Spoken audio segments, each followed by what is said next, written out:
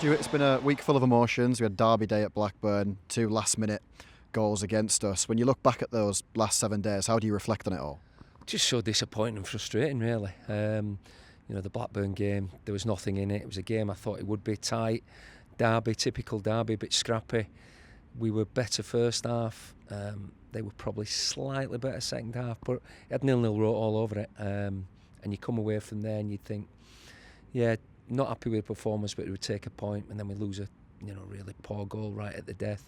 And at Swansea, different performance. Played a lot more on the front foot. We thought it'd be a different game, more spaces down there to hurt them, which it proved first half. Second half they made the changes, they come on to us, they brought a bit of tempo to the game. But still, we'd seen it out really, and another really poor bit of game management from us at the back end. So, we've lost 2 goals, which cost us 3 points all in. So yeah, just hugely frustrating, but it's gone now. We've got to learn from it, and we've got to really look forward to Millwall coming to our place now. Is that how the lads are feeling? How are they looking forward to Millwall? Because it's a strange feeling after Swansea, where we've played so well, come so close, but in the end it's a draw. Are they just now looking to try and get 3 points at Millwall? Yeah, of course. Yeah, that's the thing. With the Championship, you've got a game not too far around the corner. Straight after the game, it was obviously, you can imagine the dressing room was really low. But there's no good moping about. You get back onto it, and you get ready for Millwall, which will be a cracking game there. I think obviously flying high. We always have tight games with them as well. So again, it wouldn't surprise me if it'll be the odd goal, but it's got to be for us. Forward up to Jefferson rolls it into the midfield. Dobbin, Vukovic is wide open on the left-hand side, and Dobbin feeds him. Vukovic across goal. Ladd coming in at the far post, and Jefferson tucks it away. For all of Swansea City's bark, it's Preston North End who bite first on the night Snoop Dogg came to town. It's Swansea City 0, Preston North End 1.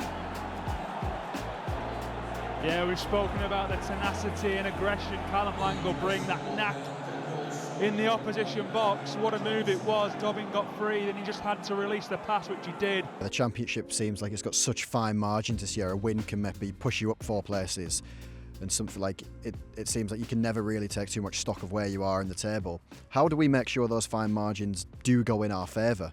No, we just got to stick at it, and game management. If we're ahead, we want the subs when they come on to make an impact. If you look at the last 2 games, it was the Blackburn sub that scores, and obviously it's the Swansea sub that scores. I know Millie did it for us, I think in the last game against Watford, but it's a squad effort, So whoever's on the pitch at that time, try to make the best decisions you can, be as good as you can. Let's get a bit more consistency back into us play. As I say, I think first half Blackburn we were probably better, certainly better against Swansea. Second half, we sort of fell off it a little bit. So, subs have a big part to play in that as well when they're coming on. But just a team effort. And as you say, it's not all doom and gloom. A couple of positive results, and you're back right up there. We'll only have to look. If we'd have held on the other night, I think we'd have been in 7th. But at this stage, it doesn't matter where you are in the table. It's just about getting as many points on the board as we possibly can. Trying to go on a little run, and look forward to the next game with positivity. You've got plenty of experience of being there and getting it done, as a player and as in a coaching capacity as well. How do you try and pass that experience on to the players who maybe haven't done that yet? Yeah, again, it's a mindset as much as anything. Let's not look back, because that's not where we're going. It's looking forward, as I say. So, yeah, disappointed. Last 3 away games, we've dropped many points with last-minute goals, but it's gone. We can't change that. So what we can do is make sure when we go out on Saturday that we're playing from the first whistle to the last whistle, giving it everything you've got, and let's try to have a really good end to the season. Football's the greatest, as I say, it's probably the greatest job in the world, really, going out there and playing football. So just enjoy it, and you enjoy it more by winning, naturally. Is that what it is? You want the players to always thrive in this moment? No, look, we've got something. Play our football really well, and at the end of the season we could have something really special. That's what you've got to do. It's a dream, it's a belief. But the thing is, like, there's 8 other clubs, probably aiming for that 6th spot, 5th, 6th spot. Have all got the same ambition. So, and rightly we should have that. So that's what we're going to do. And until we can't make it, then be as positive as we possibly can. But we've got almost a fully fixed squad now.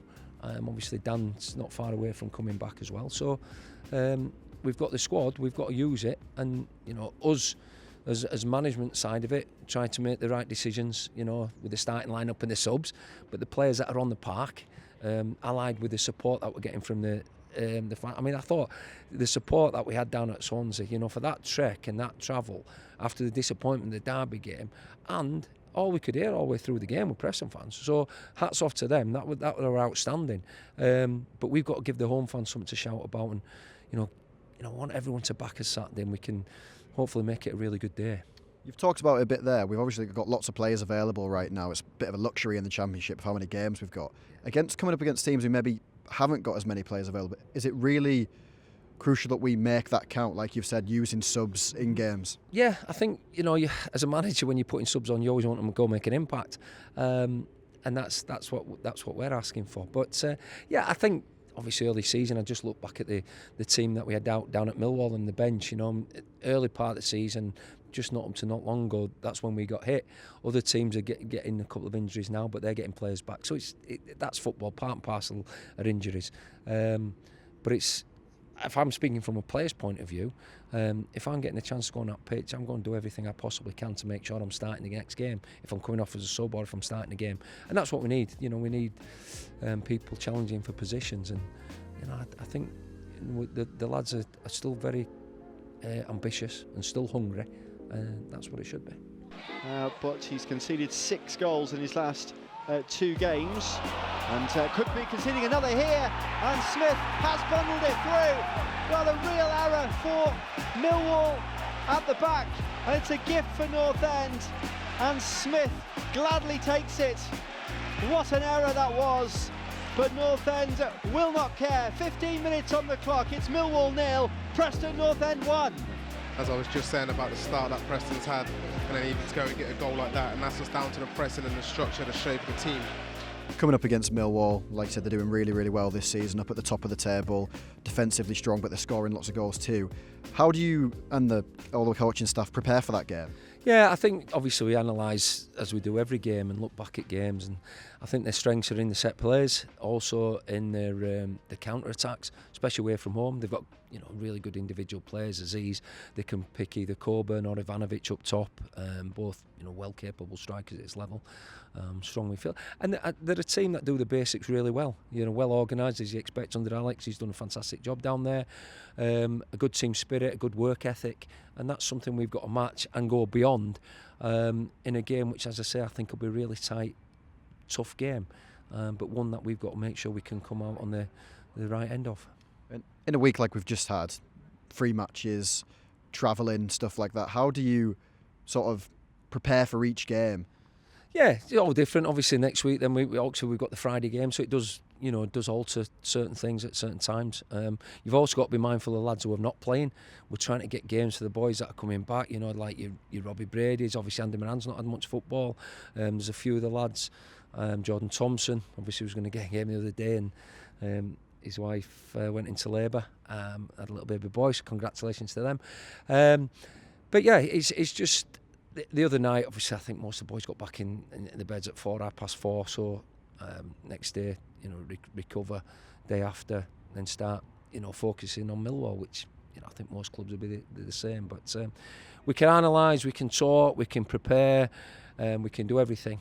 It's when we cross that white line, make the right decisions if we can, and get them 3 points. Cheers, Stuart. Brilliant. Thank you. He goes through that area of pitch which is not all that marvellous. The ball played in. Chance for Adjimang going into the area. Goal! Patrick Adjimang scores for Preston North End. And we have to say that Stock, the new man, did very well. He was the one who initially engineered it. For out of the way as he takes this corner kick. Played in towards the edge of the area. Claude Davis, goal! Claude Davis climbs high and then he does his reggae dance.